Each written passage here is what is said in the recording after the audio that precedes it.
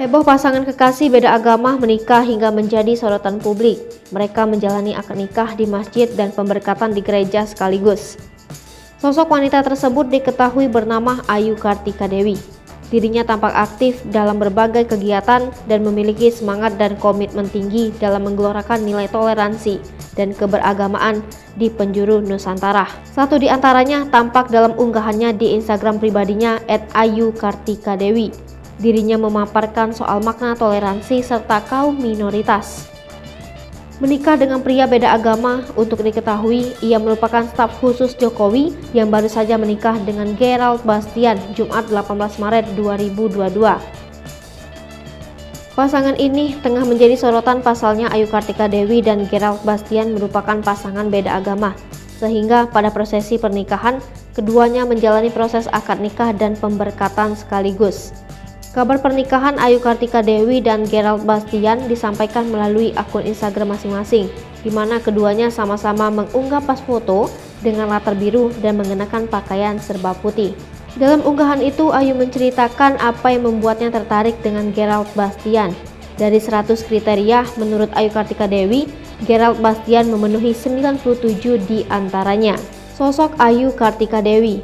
Ayu Kartika Dewi yang merupakan seorang pejuang toleransi dan keberagamaan, pada 2019 lalu diangkat Jokowi untuk menjadi staf khususnya.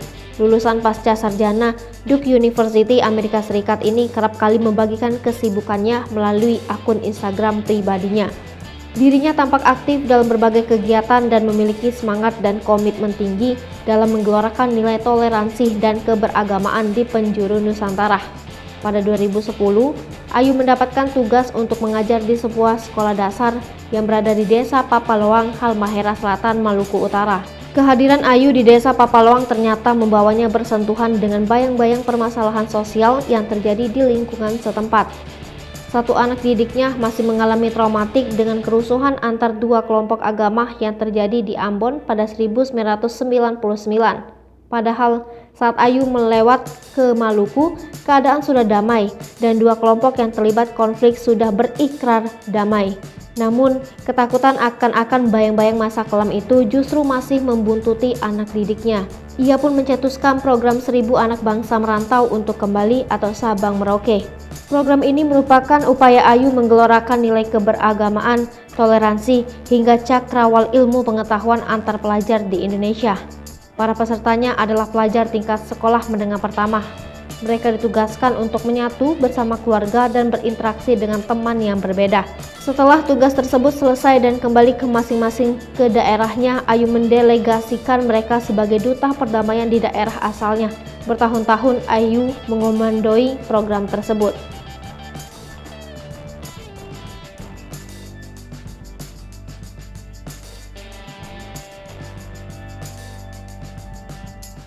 Pemirsa Seripopo TV, jangan lupa komen, like, dan subscribe, serta tonton terus berita-berita terupdate lainnya ya.